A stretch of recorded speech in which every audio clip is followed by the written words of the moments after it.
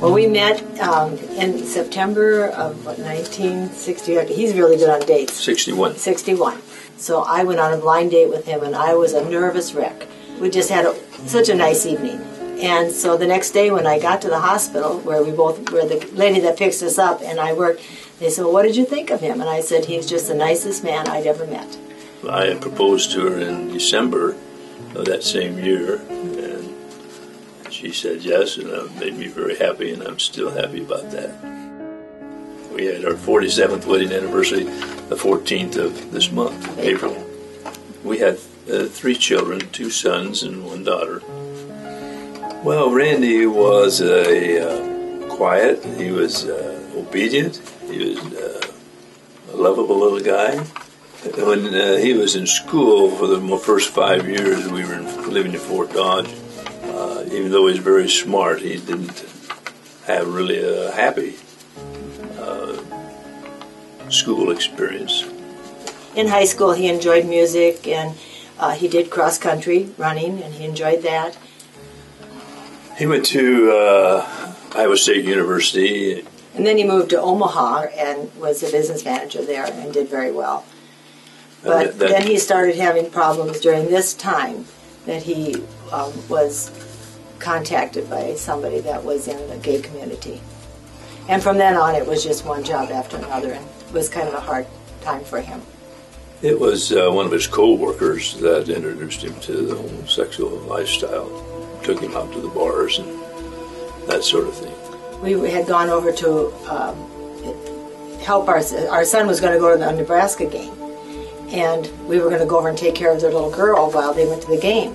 So we stopped to see Randy on the way, and he was obviously very, very ill. We took him out to eat, and he couldn't eat. We asked him if he would come home with us, and we could get him to a doctor.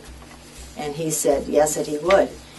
He was in the doctor's office talking to him, and everything was fine. And I was out in the waiting room, and they called me in there, and it was while he was in the doctor's office he crashed.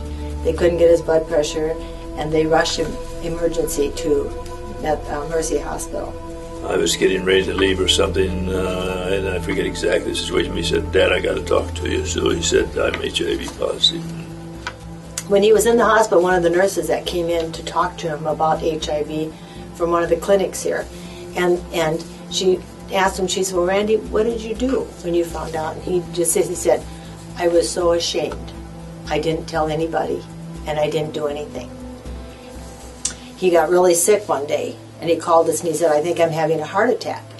And we said, well, don't wait for us. You call 911, because if it's a heart attack, you don't want to wait, and we'll take you someplace. So the ambulance came, and they took him to Mercy Hospital again. And this is when we found out that he had a ruptured stomach from Burkitt's lymphoma, which is a type of cancer, lymphoma that you get because of HIV. They were supposed to have 6 treatments. He'd go in the hospital and he'd get his treatments.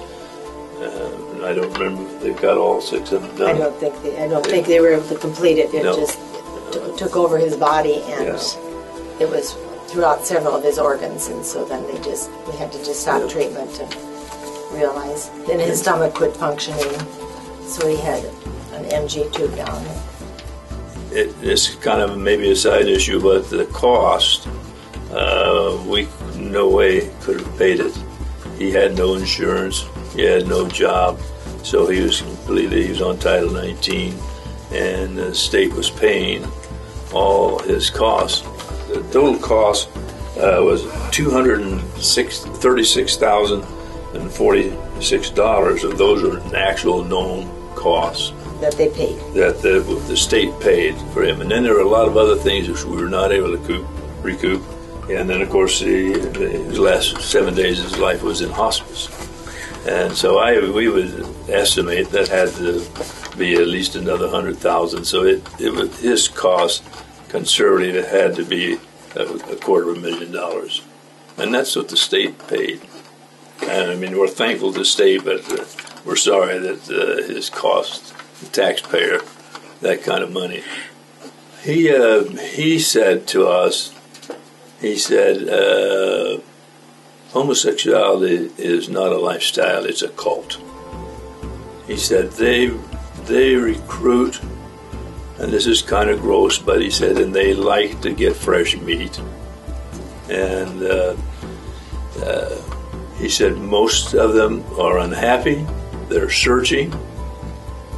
And it was interesting to me also that when after he found out that he was HIV positive, not one gay person contacted him.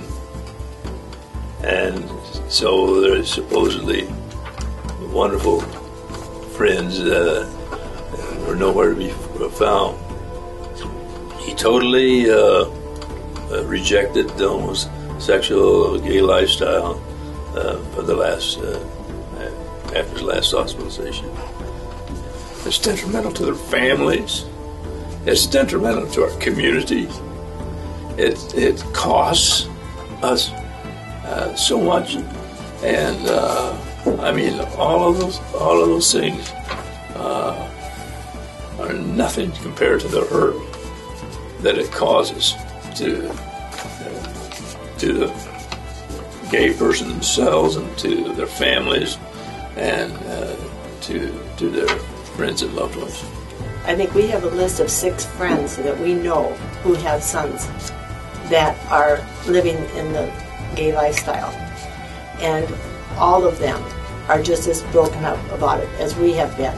And it has caused problems in each one of these families as much as it did ours.